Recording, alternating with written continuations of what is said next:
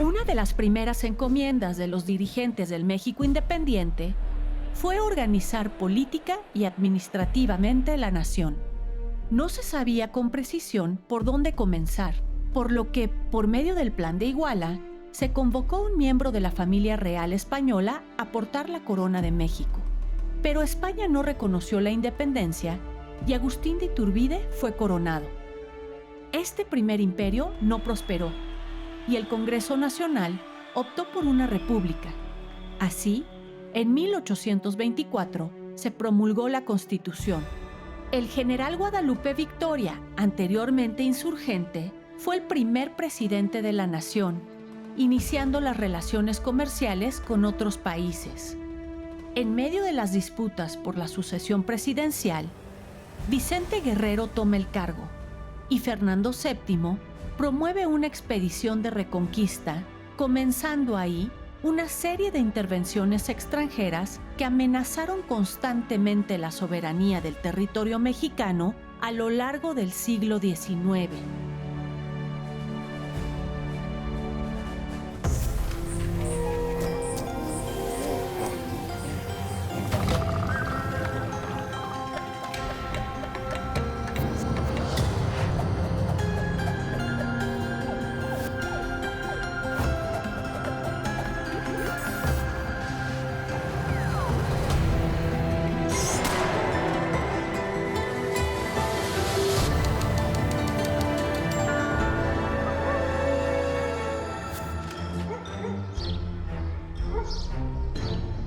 Me dirijo hacia el Museo de las Intervenciones en Churubusco. Voy a conversar con el historiador Pavel Navarro Valdés acerca de las distintas batallas e intervenciones extranjeras que sucedieron en nuestro país a lo largo del siglo XIX. Pues bueno, Pavel, vine a visitarte aquí al Museo de las Intervenciones con el pretexto de platicar sobre precisamente el siglo XIX y las intervenciones extranjeras. Pero antes quisiera también que nos platicaras un poquito por qué Museo de las Intervenciones en este lugar. El convento de Churubusco es una edificación de los frailes dieguinos desde muy temprano. Desde el siglo XVI se constituyó el convento de Santa María de los Ángeles de Churubusco. Aquí era donde se formaban los novicios dieguinos que servirían para tanto la provincia de Nueva España como para también enviarlos a la evangelización ultramar. De aquí salieron muchos novicios hacia el Japón y hacia las Filipinas. Ah, mira, qué interesante. Hoy es dedicado principalmente a la vocación para el Museo Nacional de las Intervenciones, pero conservando muchos de los aspectos del viejo convento del siglo XVIII. Podemos encontrar todavía pintura mural de la parte franciscana, decoraciones de mosaico de la época dieguina, así como colecciones de arte colonial y virreinal del siglo XVIII. Se encontrarán estos testimonios de este sitio que reúne la historia prehispánica de México, la historia virreinal, pero también estos primeros pasos como nación independiente, en donde las intervenciones jugarán un papel destacado para la historia de México. Y justo aquí tenemos algunas litografías de las batallas que sucedieron aquí en el valle. Una de ellas justo en el lugar que nos encontramos, en Churubusco. El avance en Veracruz es sumamente lento. Scott, nuevo general, avanza muy lentamente hasta la ciudad de Puebla, que ocupa en la primavera de 1847, hasta que decide avanzar ya en el verano hacia el Valle de México para hacer la ocupación de la capital del país. Y es ahí donde invaden y hay una batalla aquí. El ejército estadounidense provenía de la ciudad de Puebla, por lo que las principales fortificaciones se realizan en el oriente. Y se trata de armar una trampa para el ejército norteamericano, colocando la caballería en la zona de Texcoco y en la hacienda de Chapingo. En ese sentido, Scott, que había sido sumamente precavido, lento para el avance, envía a sus exploradores y detecta que entrar directamente por el oriente era caer en una trampa. Encuentra que la forma para evitar las defensas mexicanas es dar un rodeo por el lago de Chalco y salir al sur de la ciudad en una zona mucho más firme, que es lo que es el pueblo de San Agustín de las Cuevas de Tlalpan. De tal manera que las defensas en San Lázaro tienen que ser cambiadas hacia el sur. A partir del convento de Churubusco se organizaría la defensa del sur de la Ciudad de México. No se pensaba que el Churubusco fuera escenario de batalla. Se había fortificado Coapa, Huipulco, el propio general Santana se había colocado en el pueblo de San Ángel y el general Valencia en Padierna. De ahí, dependiendo de donde fuera el ataque del ejército norteamericano, se moverían las tropas y se mantendría Churubusco y el puente sobre el río Churubusco como la retaguardia. Pensando en eso, quienes se había colocado en Churubusco eran elementos de la Guardia Nacional, no eran miembros del ejército. La Guardia Nacional son batallones formados por civiles que al momento de la invasión se alistan para combatir, para tomar las armas, pero no son miembros propiamente del ejército. Por eso es que aquí en Churubusco combatirá Vicente García Torres, que es un conocido editor del siglo XIX, Manuel Paino también estará aquí en Churubusco, Ignacio Comonfort, que en ese momento era un abogado, también será parte de las defensas. El ejército norteamericano encuentra la manera de transitar de Tlalpan hacia el Ajusco y es ahí donde se enfrenta al cuerpo veterano del ejército dirigido por el general Gabriel Valencia.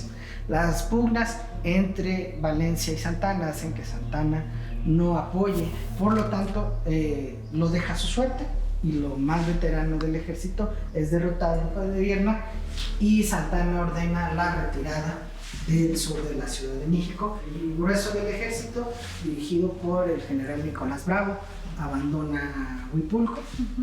Santana abandona San Ángel y cruzan hacia la Ciudad de México por el puente Churubusco. En un solo día, los estadounidenses ocuparon desde Padierna, San Ángel, Coyoacán, Churubusco, la península de Mexicalcingo, aquí en Iztapalapa, y hasta Tacubaya, hasta las puertas de lo que era la Ciudad de México. ¿Y de ahí surgen los tratados de Guadalupe? No se logra todavía. El gobierno mexicano todavía se niega a ceder, por lo tanto se rompen las negociaciones. Es cuando el general Scott dice: primero hay que ocupar la ciudad, pero no la voy a ocupar sin antes ocupar Chapultepec. Esa será una de las batallas donde más soldados norteamericanos fallecieron, y después ya sobre la Ciudad de México, y que ondea la bandera norteamericana de las barras y las estrellas en Palacio Nacional. El gobierno federal ha huido, Santana sale del país, el Congreso también sale de la capital y se traslada a Querétaro. No hay con quién negociar y lo que ellos quieren es el tratado. Ya que Santana ha dejado la presidencia, el nuevo presidente interino, Manuel de la Peña, pide la autorización a los gobiernos de los distintos estados de llevar a cabo los tratados de paz y de entablar negociaciones, ya sabiendo que las negociaciones implicaban California y Nuevo México. De que finalmente saldrá el tratado de Guadalupe. Se publica la Constitución de 1857 con un tono marcadamente liberal, que también es desconocido por la Iglesia nuevamente, que reniega la Constitución. Los liberales van más allá en avanzar en este intento de separación Iglesia-Estado, que desencadenará en el desconocimiento de los conservadores de la Constitución, el golpe de Estado del 59 y el estallamiento de la Guerra de Reforma. Una guerra que tras 3 años gana el bando liberal. Benito Juárez ocupa la Ciudad de México y ocupa la presidencia dejada por Ignacio Comonfort. El problema de los conservadores es que por la primera derrota recurren a pedir la ayuda extranjera. Otra vez. Deciden que para apoyar y sostener la monarquía se necesita el apoyo de Francia, y es donde se hacen las negociaciones con Napoleón III de buscar un príncipe europeo que venga a dirigir. Los conservadores buscan y encontrarán a Maximiliano. Aunque el Segundo Imperio no fue la última intervención que tuvo México, por este episodio, como es decimonónico, vamos a cerrar aquí, Pavel. Emprendo mi viaje a la ciudad de Puebla hacia el fuerte de Guadalupe para conocer un poquito más sobre la batalla que se libró por allá. Muchas gracias, Pavel. Nos estamos viendo pronto. Erika, hasta luego.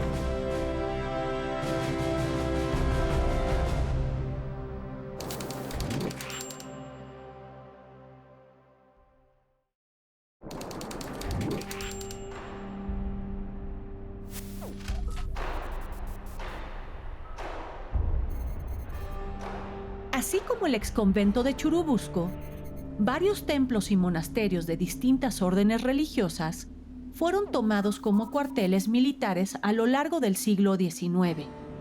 Tal es el caso de los fuertes de Guadalupe y Loreto en la ciudad de Puebla, donde se tiene registro que se libró la famosa batalla del 5 de mayo contra las tropas francesas.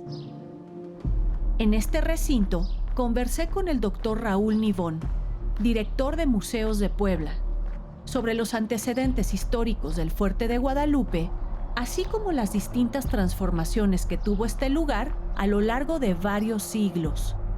Este cerro es tan antiguo casi como la fundación de la misma ciudad de Puebla, es decir, desde el siglo XVI se erige aquí arriba una ermita franciscana. Pero en el siglo XVII y en el siglo XVIII cambia, la advocación se le deja a los padres betlemitas, y es precisamente a principios del siglo XIX cuando ya se erige un templo, ya con las dos torres, dedicada a la Virgen de Guadalupe. Leí que se empieza a fortificar. Desde 1810 el fuerte de Loreto fue fortificado primeramente cuando viene el primer levantamiento de Hidalgo, aunque en realidad no fue tanto por el levantamiento de Hidalgo, sino fue por la amenaza de una invasión francesa. Posteriormente viene ahora sí el levantamiento de Hidalgo, entonces comienzan las fortificaciones del fuerte de Guadalupe. Cuando viene la segunda intervención francesa y el periodo del Segundo Imperio Mexicano, es cuando viene ahora sí la parte protagónica de este espacio. Y tienes algunas piezas aquí que nos hablan de esa etapa, ¿verdad? Sí, claro que sí. José María Gutiérrez de Estrada, en el año de 1840, es decir, antes de la intervención americana, firma lo llamada Carta Monárquica, es decir, él dice, necesitamos replantear la forma de gobierno, una monarquía, ¿no? Una monarquía que, como veremos más adelante, bueno, pues se materializa, aunque sea por un breve periodo, pero sí se materializa. Estas banderas que vemos aquí representan algunos de los batallones del Ejército de Oriente comandado por Ignacio Zaragoza. Lo interesante del Ejército de Oriente es, uno, que es el primer ejército mexicano, digamos, ya en forma. Es decir, nosotros hemos hablado del ejército mexicano durante la primera parte del México Independiente, pero en realidad no era un ejército consolidado. Sí había militares, algunos cuerpos y batallones desde la época de la colonia, pero en realidad no había un ejército mexicano que pueda hacerle frente al invasor. ¿Qué es lo que ocurre cuando viene la guerra de reforma? La guerra de reforma que enfrenta a liberales y conservadores y que termina por tener como triunfadores a los liberales, y con la suspensión de la deuda extranjera. Benito Juárez está observando que también las potencias se empiezan a alinear y Benito Juárez entonces ordena la creación de este Ejército de Oriente. Entonces, ¿de qué nos está hablando? Nos está hablando de una configuración internacional que está observando a México y que ya incluso está amenazando con venir a México. Por eso tan importante el triunfo y lo que sucede aquí el 5 de mayo, ¿no? Claro, la batalla de Puebla representa la unidad de los mexicanos que no pudimos tener durante la intervención americana. Es decir, es el propio gobierno juarista y posteriormente el gobierno porfiriano el que hará de la batalla del 5 de mayo una especie de fecha emblemática que habla del surgimiento de la nación mexicana. Siguiendo con esta dinámica de las intervenciones, Está el Segundo Imperio. el Segundo Imperio, me parece también muy importante mostrarles esta reprografía que habla del ofrecimiento de los llamados notables mexicanos que fueron a ofrecerle a Maximiliano de Habsburgo el trono mexicano. Recordemos que hay dos motores que van caminando a la par, los intereses colonialistas de Napoleón III, pero a la par también tenemos a estos grupos que desde 1840 ya hablaban de monarquía, que unidos con los conservadores derrotados están observando una oportunidad para poder traer a un gobernante extranjero bajo el sistema de gobierno de una monarquía, ¿no? Viene Maximiliano de Habsburgo y viene la instauración de este llamado Segundo Imperio, que irónicamente termina siendo un gobierno muy liberal, muy a la tónica de lo que Benito Juárez vino trabajando, que era afianzar el poder del Estado contra los poderes que atentaban con el poder del Estado, que básicamente era la supremacía del ejército o la supremacía de la iglesia, y Maximiliano, digamos, va muy a la par con esa idea. Y vamos a otro cuadro que justo viene esta siguiente etapa con Porfirio Díaz. Claro, precisamente cerrando la etapa de la segunda intervención francesa, viene una parte de la República restaurada donde Benito Juárez y Sebastián Lerdo de Tejada ya por fin pueden tratar de establecer las bases de este gobierno liberal que viene con la Constitución de 1857, aunque parte desde Ayutla en 1854, nunca puede ponerse en marcha. ¿Por qué? Porque viene la Revolución de Ayutla, después viene la Guerra de Reforma, después viene la intervención francesa, después viene el Imperio de de Maximiliano. Y es realmente hasta finales de la década de los 60 del siglo XIX que ya por fin podemos tener ahora sí un gobierno liberal que realmente tampoco dura mucho. ¿Por qué? Porque Benito Juárez, después del fusilamiento de Maximiliano, gobierna un periodo, gobierna una parte del segundo periodo. Lerdo de Tejada también gobierna un periodo y rápidamente viene el derrocamiento de Lerdo de Tejada con Porfirio Díaz. Porfirio Díaz para Puebla es muy, muy importante. Cuéntanos por qué. Algunos no lo sabrán porque a veces las grandes historias se quedan con la parte del porfiriato, ¿no? Que además es un periodo emblemático para la historia de México. Pero es Porfirio Díaz el que durante la batalla del 5 de mayo termina por dar el último golpe, atestar el último golpe al ejército francés, al ejército de Lorenzés, que había durante todo el día lanzado ofensivas contra el fuerte de Guadalupe y que de una u otra manera no podía tomar el fuerte. Dicho sea de paso, un error táctico, ¿no?, por parte de Lorenzés. Porfirio Díaz señala que él hubiera podido terminar o arrasar con el ejército francés y es el general Ignacio Zaragoza quien le dice que se contenga y que se detenga, ¿no? Entonces, bueno, eso de inicio es lo que le vale para posteriormente ser llamado el héroe del 2 de abril. Y digo, aquí ya lo vemos mucho más grande, pero en aquel momento era un joven militar. Era un joven militar, ¿no? Ya era general, con mucha misión.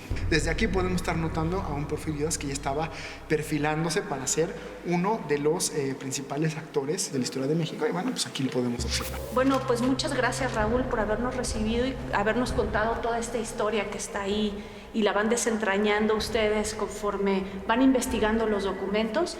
Voy a emprender mi camino hacia el templo de San Francisco Javier porque me enteré que ahí encontraron unos restos óseos, posiblemente de las intervenciones extranjeras.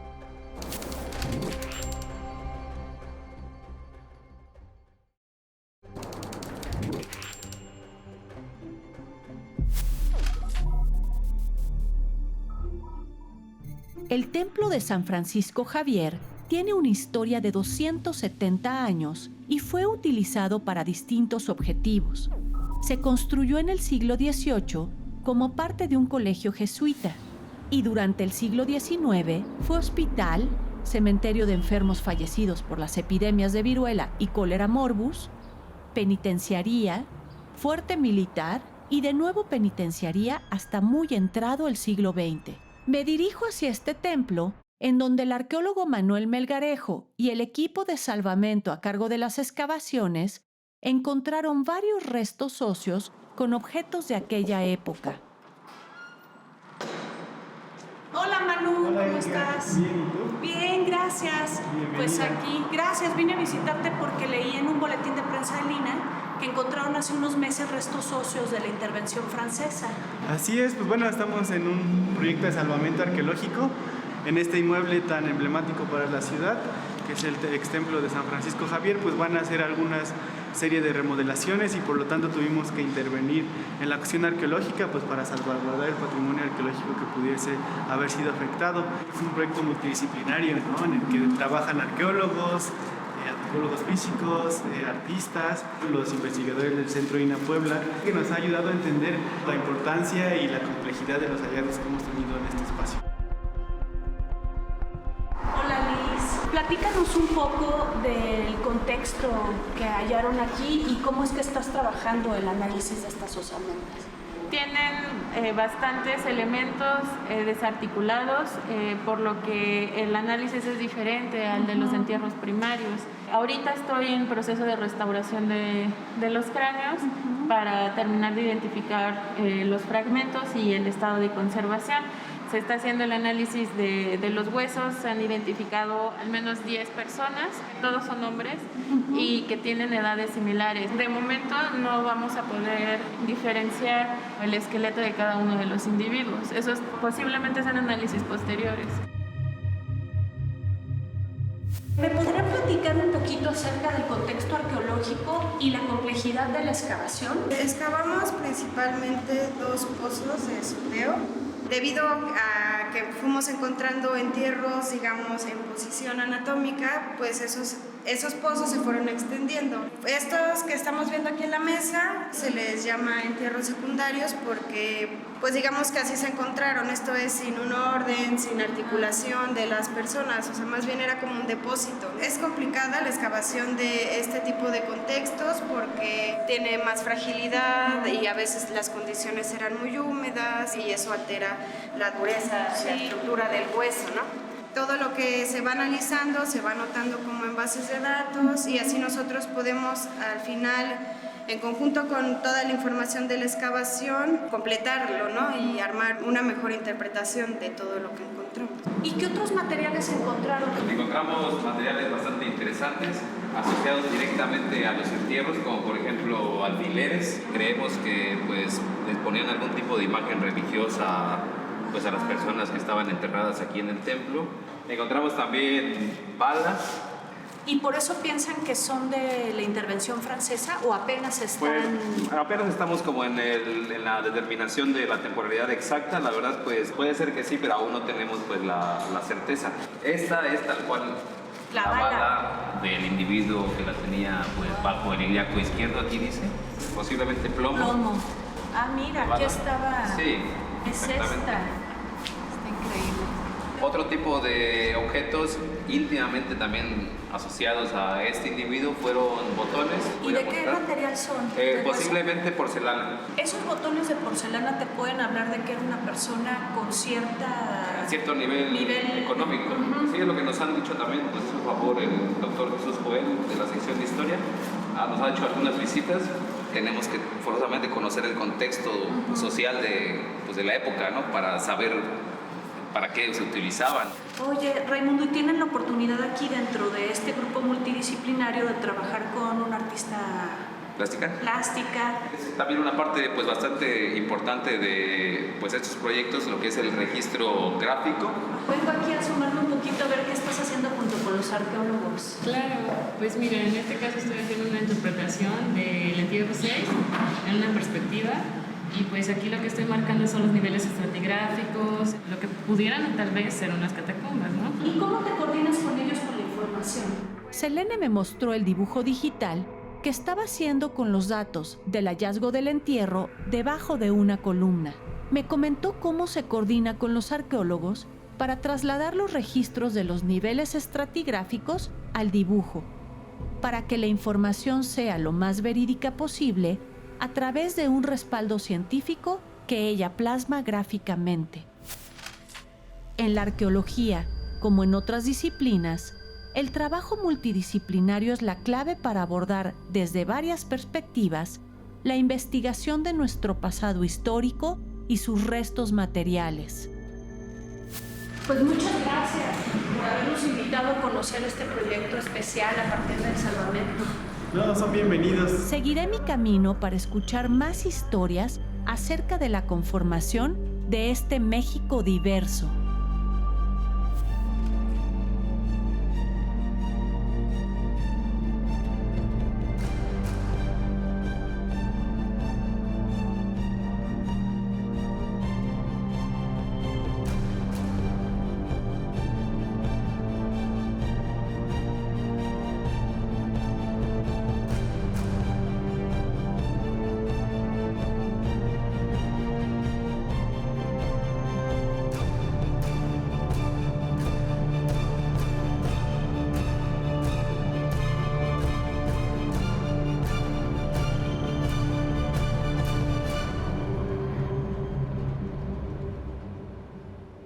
Instituto Nacional de Antropología e Historia. Secretaría de Cultura. Gobierno de México.